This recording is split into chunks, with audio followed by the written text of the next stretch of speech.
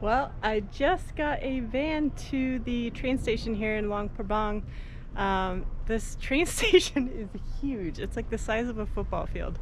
Um, and it's really hot, so I'm going to head over there very soon. But just wanted to give a shout out to Downtown Backpackers Hostel. I'm not currently staying there. I was staying at a hotel for my last few days here, but did stay there previously. And they had such good advice, even though I wasn't staying there, about how to get here. They told me how much to negotiate for and whatnot. They said a tuk-tuk should cost me about 90,000 kip. So I was able to get, with that information, a van for 100,000 kip. With air conditioning. I was happy to pay the extra 60 cents for it. It was really good information because a lot of the drivers were trying to charge like 250,000 or 150,000 or whatever. So it made it easier to negotiate. But anyway, I'm gonna head in and get out of the sunshine and cool down a little bit. It's really, I just can't get over the size of this thing. But anyway, off to the high-speed train. I had heard there's no English, but I see some English here, so hopefully that means good things for me.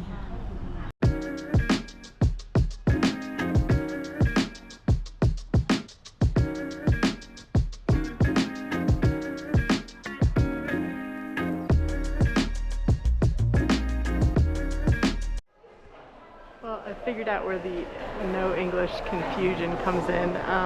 We just lined up in the main hall in the train station, and I had no idea which line I was supposed to be in. It worked out fine, but then when we got out here onto the track, they separated us further.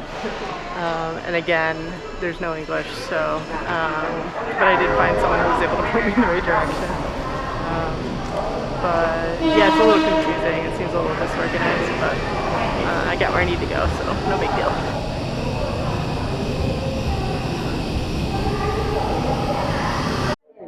Definitely chaos. Someone's in my seat when we get up. Now I'm in someone else's seat, so we'll see. Hopefully, I don't know, we'll see where this goes.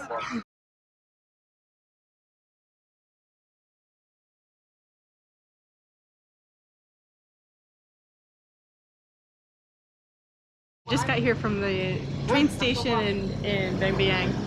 It was really easy. It's not like Luang Prabang where the train station is really far away from downtown. It's actually quite close.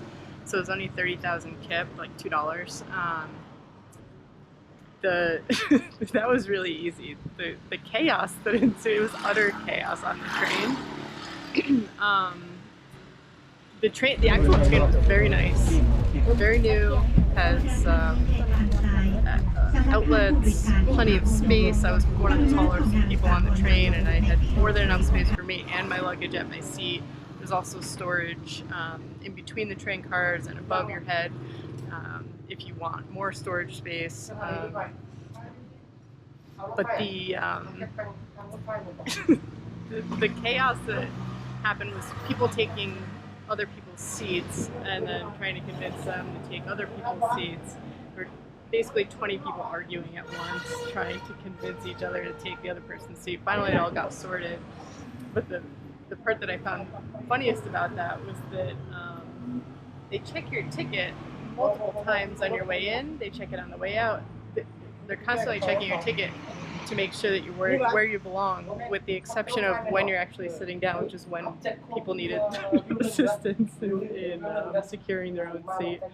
So it was pretty funny. I just sat there and laughed because I couldn't argue. I didn't really care where I sat either. I just wanted a seat. But it all got sorted. And I noticed as soon as I left, someone took my seat, who was originally trying to take it the first time. So I'm sure as the next people started to board, because the trains are full every single time, they sell out every day, I'm sure it was about to be chaos again. So I don't know what was so special about my seat. But it was really smooth, a very nice actual ride, very nice train, just some kinks as far as making sure that everything is sorted out. People are where they should be.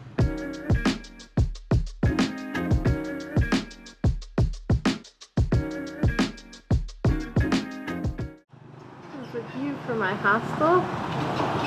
It's a very basic room, but I picked it because this is a really popular hostel. Everyone loves the guy Michael who runs it, and I think it'll be really social. There's a lot of kind of social activities here in this particular town, so I think it'll be fun to have some people to do all the activities with. I'm gonna look into some hot air ballooning, go into some emerald caves. Oh, there's a puppy across the street.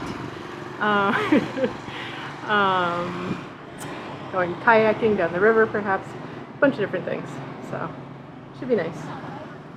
Well, it's about 4 o'clock and I haven't had lunch yet, so I'm pretty hungry. I'm just walking around, kind of getting a feel for town and searching for somewhere that looks good for lunch.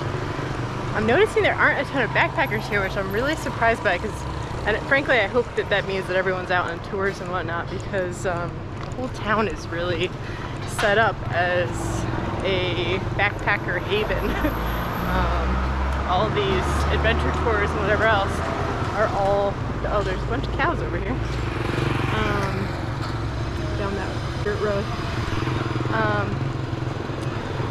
They're all really, you know, the whole town is centers around backpackers. It's really you know, very rustic feel here, but I've now walked past both walking streets. I don't know if it's two ends of a loop or what, but there's no one even starting to set up what you would expect at this hour. I've only seen a few backpackers kind of doing the same thing I'm doing, looking for a little bite to eat. I didn't see a ton on the train that got off either, really only a couple. So, I don't know, hopefully COVID isn't still, you know, got its grip on this town, but we'll see. Regardless, I'll be spending some money on some tours, so do my part. But in the meantime, time for some food. Just walking down the street and happen to see this huge green. I don't know if it's Buddha or not. It doesn't strike me as Buddha, but I don't know. That one I have never seen before. If anyone knows what it is, let me know in the comments.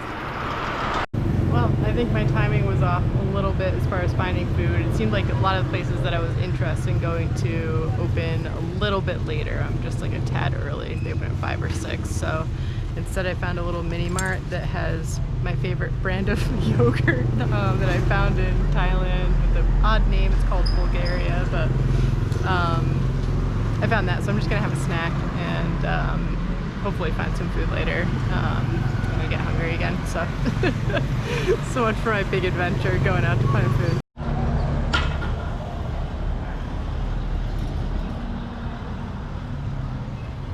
It's now around 6:30 and it's looking a lot more lively out here, so I'm happy. I think it was that people were either local people were at work and backpackers were out on excursions and whatnot. So I'm happy to see that people are here spending money, and the economy will be okay.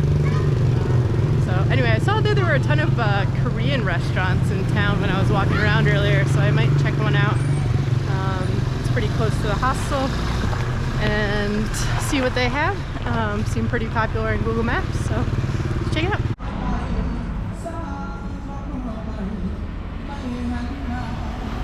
Still early, it might be a little empty, but I'm gonna go in.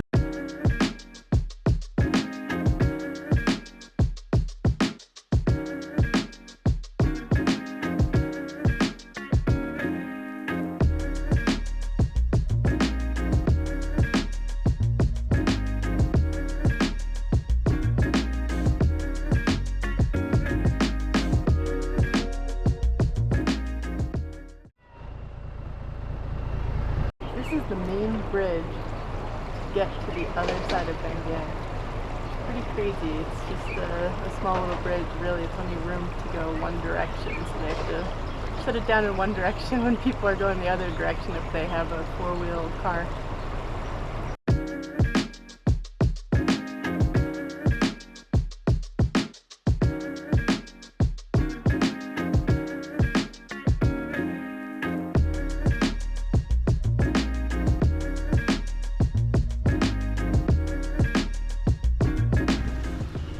can see it's really easy to rent a buggy around here.